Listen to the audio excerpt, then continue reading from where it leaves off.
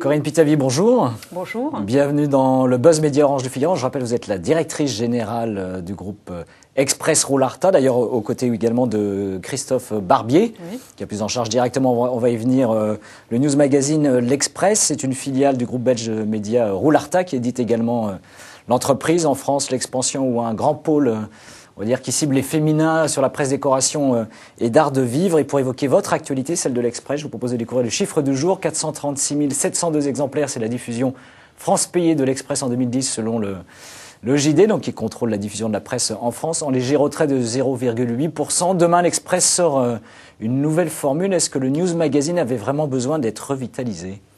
Alors, l'Express est en bonne forme, hein. Vous l'avez dit, son OJD est stable.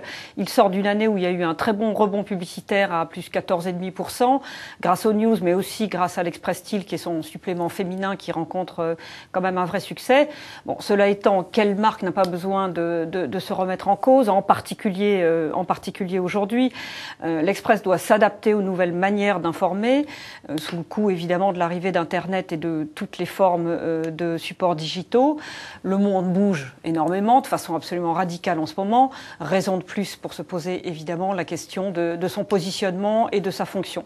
Puis je rajouterais que Christophe Barbier, le directeur de la rédaction de l'Express, avait un peu envie, un an avant la présidentielle, de réorganiser son journal. C'est une occasion aussi de rebondir, j'imagine, sur la diffusion des présidentielles. Voilà, bien sûr. En tout cas, il voulait se donner plus de place dans l'organisation du journal pour une vraie sélection, pour une analyse et des partis pris. Voilà, c'était essentiellement les trois raisons de cette réflexion sur la nouvelle formule qui sort demain. Vous parliez de la fonction du News Magazine en France, entre justement l'arrivée, l'émergence des supports et médias numériques, également les quotidiens qui font de plus en plus d'analyses et d'enquêtes et de reportages. Comment doit évoluer la fonction d'un News Magazine comme l'Express ? C'est une belle question. Disons que le rôle d'un news, c'est aider à comprendre. Et savoir, c'est pas forcément comprendre. Le recul que donne le rythme hebdomadaire, la semaine, c'est un vrai rythme. Il y a le flux continu heure par heure. Et tout de même, la semaine, on le voit bien même dans nos propres vies, c'est quand même une séquence, un rythme qui donne l'occasion d'approfondir, d'analyser et de faire des synthèses. On veut, dans cette nouvelle formule, faire le tri entre l'éphémère, le durable, le court, le long, pouvoir se donner l'espace de l'analyse et des priorités. Donc Christophe Barbier et son équipe ont reformaté un journal avec une première partie où il y a bien sûr du court, du nerveux, du varié. Il y a de nouvelles pages qui font leur apparition dans cette première partie. Et la deuxième partie, c'est du long, de l'analyse, des partis pris. En réalité, le seul truc qu'il n'y aura pas, c'est du moyen. Du moyen en termes d'intérêt et du moyen en termes de format. Voilà. Et le prix de vente du magazine ne change pas ? Ne change pas. On va accueillir de nouveaux éditorialistes. Donc ça a été annoncé, Jean-Marie Colombani et Philippe Manière, qui vont donc venir compléter les rangs des éditorialistes déjà présents dans l'Express, avec Jacques Attali, Plantu ou Christophe Barbier, bien sûr, qui lui-même est éditorialiste, et puis les chroniqueurs actuels de l'Express. Alors je disais, le groupe Express Roularta, c'est également un pôle d'art de vivre et qui cible les femmes. Le 4 mars, vous avez justement lancé un nouveau magazine culinaire qui s'appelle Zest, comme un zeste de citron.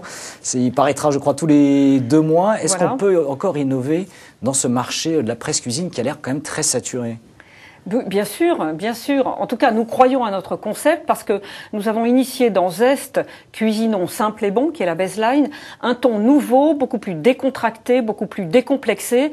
En réalité, c'est le contraire de la cuisine sophistiquée des chefs qu'on ne fait jamais dans la vraie vie. Voilà, donc c'est un peu inspiré de l'esprit Jamie Oliver. Voilà, tout le monde peut cuisiner, faites passer. Ça s'adresse à une cible, un zeste bobo, si je puis dire, qui est un petit peu cette nouvelle génération qui arrive. Et l'objectif de diffusion, si ce n'est pas indiscret ? On espère 80 000.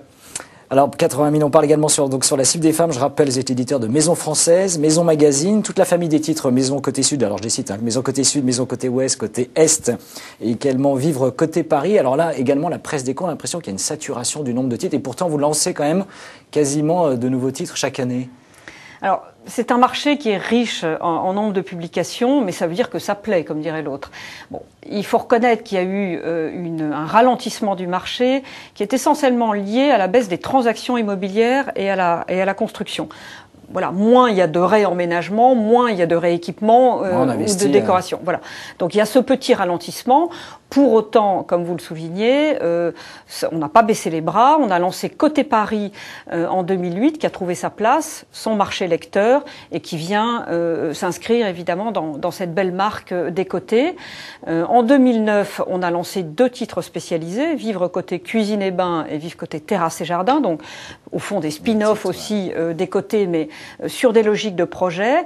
Et puis, donc, on lance là, dans ce pôle d'art de vivre, Zest, le magazine Cuisine Nouvelle Génération. Alors vous déployez également parallèlement sur Internet. En janvier, le site l'express.fr a fait plus de 5,5 millions 5,6 millions 5,6 millions de visiteurs uniques, ce qui est une réelle percée sur ce marché. Ça représente quoi aujourd'hui les activités numériques dans le groupe Express Roularta? Alors ça représente plus de 10% du chiffre d'affaires commercial du groupe. C'est un vrai axe de développement.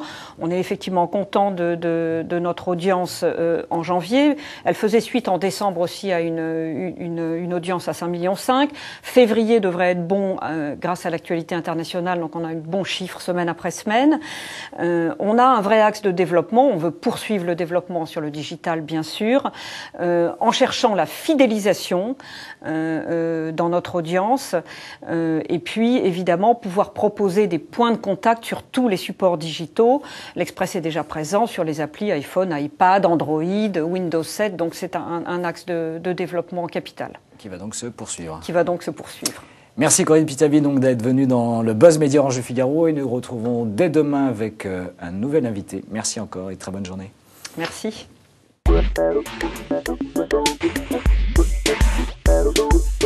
you.